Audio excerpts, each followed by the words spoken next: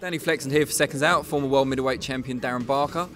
We're here at James DeGale's last public workout, I believe, before the big fight next week, Chris Eubank Jr. What have you seen in the workout so far? Have you been impressed by the shape he's in, the way he's moving? Well, yeah, first and foremost, what great condition he looks, you know, and he also looks like he's taking it very serious. So I've been asked the question before, you know, is this a good opponent for James DeGale at this stage in his career? Well, I think it's the perfect opponent. I think it's the perfect opponent because they don't like each other, and I think Chris Eubank Jr. is going to bring the best out of James DeGale. I really do. I think he could almost put on a masterclass. My feeling, you know, I know James DeGale, but putting that aside, and when I dissect the fight and I actually think about the fight, I don't really know much else, but I like to think I know a fair bit about boxing. I just can't see how Chris Eubank Jr. can beat him if James DeGale is on form. I just can't see it.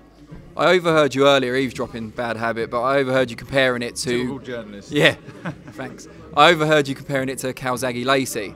In what way do you think it might be a similar night for DeGale as it was for Calzaghe? One, I think James DeGale has the pedigree and the boxing ability to be able to put on a masterclass that Joe Calzaghe did.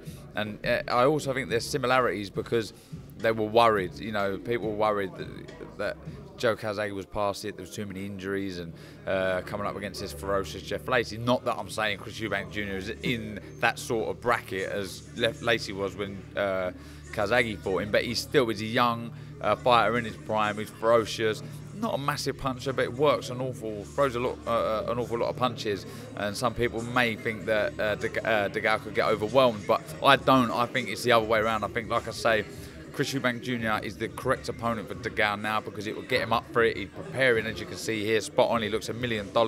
And I think stylistically, when I look at Chris Eubank Jr., the way he fights, the fact that he doesn't have a jab in his artillery against this, you know, elite level fighter who's been proven at the top level, has that amateur pedigree that has held him in good stead. And I just think there's all the ingredients there for James DeGale to put on a masterclass.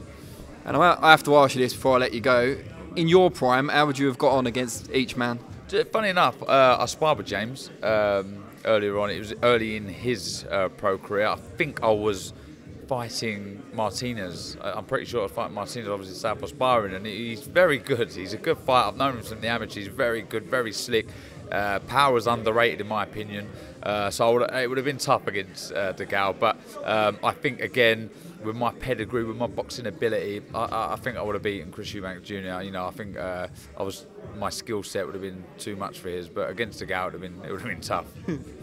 A lot of people say what you've just said about DeGale. People that have sparred him specifically say that his power is a lot more than you'd think based on his record and seeing him in the ring.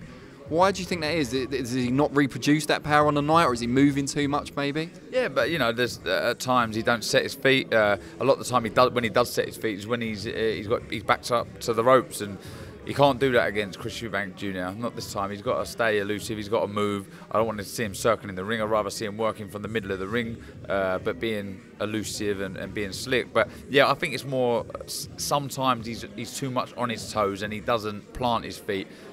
So yeah, like I say, when I sparred with him with a 16-ounce glove, though he was a weight above me, obviously being a super middle and I was a middle, I did feel the power. I wouldn't say in the league of Froch and Keza, but he hurt me. Don't worry about that. Based on that fact, and also that Eubank Jr. has never been stopped, and people say he's inherited his iron jaw from his dad, however true that might be, do you see this going the distance? Yeah, I do. Like I say, I think that there's the ingredients for James DeGale to put on a masterclass. But if he does, I think it will be a 12-round victory. I think Eubank will have some moments in the fight because of how much he throws and he does commit to the shots. But I just think it may be a little too late. I think it could be similar to, you know, the sort of Billy Joe and Groves fights where he's going to come on strong, but it will be too late. And I think with James DeGale staying switched on, I think he wins this by unanimous points decision. Brilliant. Well, we'll be watching it. I'm sure you will too. Mate. Thank you. We'll speak to you soon. Nice one.